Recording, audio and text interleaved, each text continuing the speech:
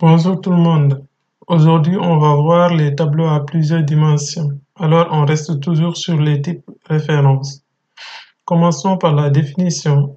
Un tableau à plusieurs dimensions est considéré en Java comme un tableau de tableaux. Par exemple, les matrices que vous connaissez bien sont des tableaux à deux dimensions. On peut les créer avec l'instruction suivante. On commence par donner le type des éléments, ensuite crochet ouvrant, crochet fermant deux fois, suivi du nom du tableau égale new pour réserver de la place mémoire, type, et ensuite on spécifie le nombre de lignes et le nombre de colonnes du tableau. Un exemple, int crochet ouvrant crochet fermant deux fois t égale new int 2 3 permet de créer un tableau à deux lignes et trois colonnes. Il faut noter que si vous n'initialisez pas les éléments du tableau, Java affecte à chacun des éléments la valeur 0 si les éléments sont de type simple ou la valeur nulle s'ils sont de type référence. Comme pour les tableaux à une dimension, on peut faire la déclaration et l'initialisation d'un tableau à deux dimensions en une seule instruction. Int crochet ouvrant crochet fermant deux fois tab égale entre accolades 1 2 3 4 5 6 permet de déclarer et d'initialiser un tableau d'entier à deux lignes et trois colonnes. Bien sûr, ici notre tableau s'appelle tab. Pour mieux comprendre tout ça, on va faire deux petits exercices. Donc, premièrement, on va prouver que les tableaux sont de type référence. Parce que vous vous rappelez, lors de la première vidéo, je vous ai dit que les tableaux, comme les chaînes de caractères, sont de type référence. On va essayer de montrer cela. Ensuite, on va créer une matrice carrée d'ordre 3 et l'afficher sous la forme suivante, sous cette forme. Alors, on va passer rapidement sur Eclipse. Donc ici, j'ai Eclipse, j'ai une classe tableau avec une méthode principale et ce qu'on peut faire, c'est ici créer un tableau. Alors, je vais créer un tableau d'entier à deux dimensions, donc c'est-à-dire une matrice. Et je vais l'initialiser avec les valeurs 1, 2, 3. Voilà, pour être simple. Ensuite, je vais prendre 3, 4. 4, 5, 6. Voilà. Et ensuite, 7, 8, 9. Voilà.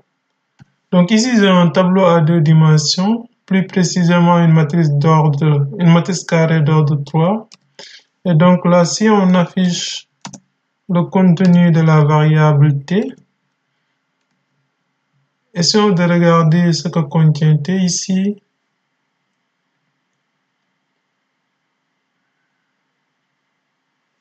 Vous voyez ce qui est affiché au niveau de la console, ça c'est une adresse. C'est pour ça qu'on dit que les tableaux sont de type référence, parce que la variable contient la référence vers l'objet qui est créé, c'est-à-dire vers le tableau créé. Alors, maintenant on va passer au petit 2. Ici, vous voyez, on a un tableau à plusieurs dimensions. Donc, on avait vu que les tableaux à plusieurs dimensions sont des tableaux de tableaux. Donc, ici, on a un tableau de trois tableaux. Donc, ici, on a un premier tableau, un second tableau, ensuite un troisième tableau. Donc, pour afficher ce tableau sous la forme qu'on avait montré tout à l'heure, il faut d'abord parcourir les tableaux. Donc, j'en ai trois. Je vais faire une boucle. I égale 0, I inférieur à 3, parce que j'ai trois tableaux, I++, voilà. Et ensuite, il faut parcourir les éléments de chaque tableau. Pour cela, j'ai besoin d'une autre boucle. Donc, je vais créer une variable J égale 0, initialiser ça avec la valeur 0, ensuite J inférieur à 3, parce que c'est une matrice carrée, donc le nombre de lignes est égal au nombre de colonnes. J++, voilà, et on va tout simplement afficher les valeurs des éléments. Donc, pour afficher les valeurs, il faut utiliser la notation TIJ. On va séparer chacun des éléments par une tabulation, donc /t, voilà. Et une fois que tous les éléments d'un tableau sont affichés, il faut passer à la ligne pour afficher le tableau suivant. Donc, pour passer à la ligne, il faut juste utiliser /n. Voilà. Et là, on va afficher /n. Et normalement, là, on est bon. Donc, on va essayer de compiler pour voir ce que ça va donner.